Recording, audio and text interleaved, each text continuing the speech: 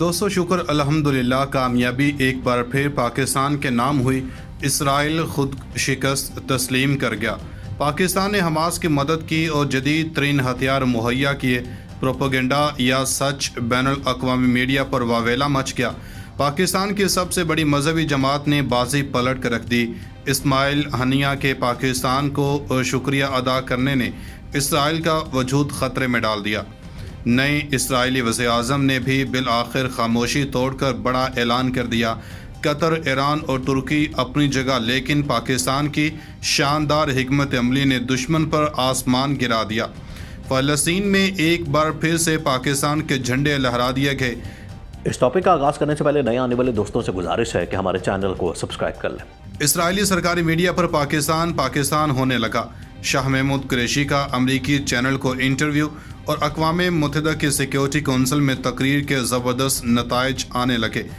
دشمن اپنی موت خود مر گیا، یہ سب کیسے ممکن ہوا؟ ویڈیو کی تفصیل میں چل کر اس کے ساتھ ساتھ یہ بھی بتائیں گے کہ ایران ایٹم بم بنانے میں کتنا قریب تر پہنچ چکا ہے اور حماس کو اس سے کیا فائدہ ہونے والا ہے۔ دوستو بین الاقوامی خبر رساں ادارے ANI اور اسرائیلی سرکاری website Times of Israel کی جانب سے شائع کی جانے والی ایک خبر میں پاکستان اور حماس کے حوالے سے اب تک کا بڑا انکشاف کیا گیا ہے۔ دوستو جنگ ہارنے کے بعد اب اسرائیل کی جانب سے پاکستان کو نشانے پر رکھ کر حقائق کی مد میں دنیا کا نظریہ تبدیل کرنے کی کوشش کی جا رہی ہے۔ دوستو ایک طرف پاکستان اور امریکہ میں اڈوں کی وجہ سے حالات کشیدہ ہیں اور ایسے ہی وقت میں اسرائیل نے بھی ضرب لگانے کی ناکام کوشش کی ہے۔ دوستو گزشتہ ماہ جب حماس اور اسرائیل کے مابین 11 روز جنگ جاری رہی تھی، جس کے نتیجے میں اسرائیل کو بدترین شکست فاش کا سامنا رہا تھا اور اربوں ڈالر کی لاگت سے بنایا جانے والا آئرن ڈوم بھی دھواں چھوڑ گیا تھا۔ دوستو اسرائیل یہ بھول چکا تھا کہ حماس اسلحہ، میزائل یا راکٹ سے نہیں بلکہ اپنے جذبہ ایمانی سے لڑ رہا ہے، جس کے آگے دنیا بھر کی ٹیکنالوجی مٹی ہے۔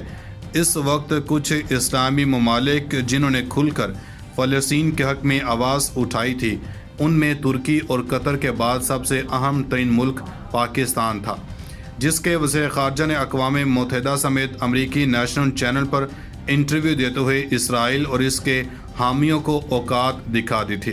دوستو پاکستان اسلامی دنیا کی واحد ایٹمی طاقت ہے جس پر پوری امت مسلمہ بڑا مان کرتی ہے۔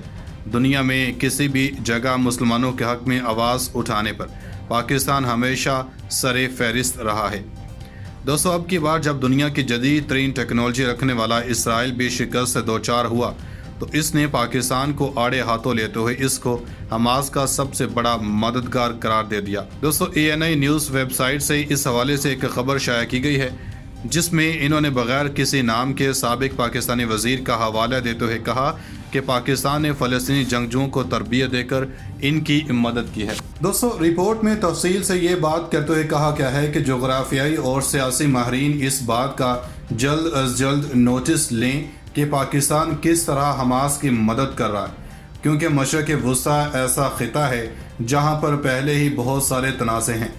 دوستو ANI کے ساتھ ساتھ ٹائمز آف اسرائیل کے اوپن اینڈ ایڈیشن میں جغرافی علوم کے ماہر فابین باؤسارٹ نے بھی ایک آرٹیکل لکھا جس میں اس نے کہا ہے کہ حماس کی مدد کرنے میں ایران، قطر اور ترکی جیسے ممالک کا کردار رہا ہے، لیکن پاکستان کا کردار بھی اہم ترین ہے جو کہ ریڈار میں نہیں ہے۔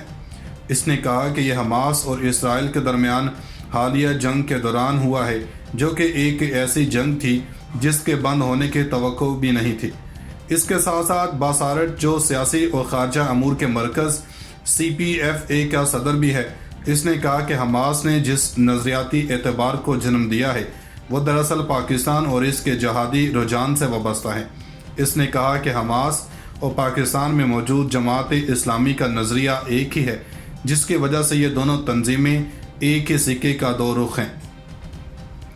دوستو نظریاتی روابط کو ایک طرف رکھتے ہوئے باؤ سارٹ نے کہا کہ پاکستان کو حماس کو بھی اپنی سرحد سے باہر استعمال کرتا ہے، جس سے اسرائیل انتہائی خوف زدہ ہے۔ اس نے مزید کہا کہ اب تک حماس کی مدد کرنے پر پاکستان کے حوالے سے کوئی بھی ثبوت باقی نہیں ہے۔ बोसारट ने कहा कि पाकिस्तान पर मशरक़ वस्ती में एक अहम ताकत बन चुकी है और हमास जैसी बहुत सारी तंजीमें भी पाकिस्तान के पास हैं। इसने मज़ीद कहा कि फ़लस्तीन में पाकिस्तान अपनी हमायत दुगनी कर रहा है और फ़लस्तीनी भी पाकिस्तान के हमायत में इजाफ़ा कर रहे हैं।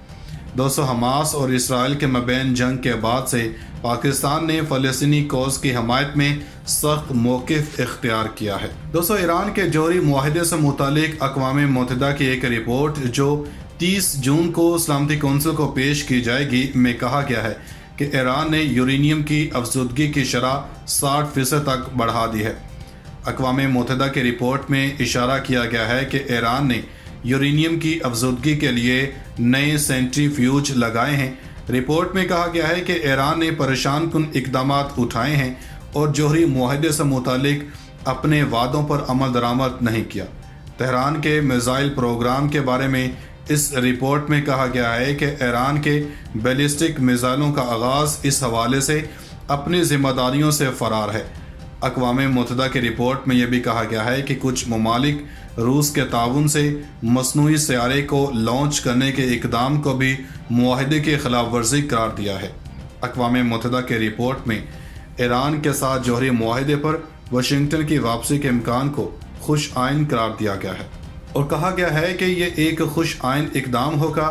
इस माह के वस्त में बैनुल अक़वामी जौहरी तवानाई एजेंसी के सरबराह राफेल ग्रोसी ने अमरीकी एक्सियोस वेबसाइट को इंटरव्यू देते हुए कहा था कि ईरान के साथ जौहरी मुआहिदा ज़रूरी है क्योंकि इसकी अदम मौजूदगी से ईरान जौहरी सरगर्मियों में इजाफ़ा कर देता है।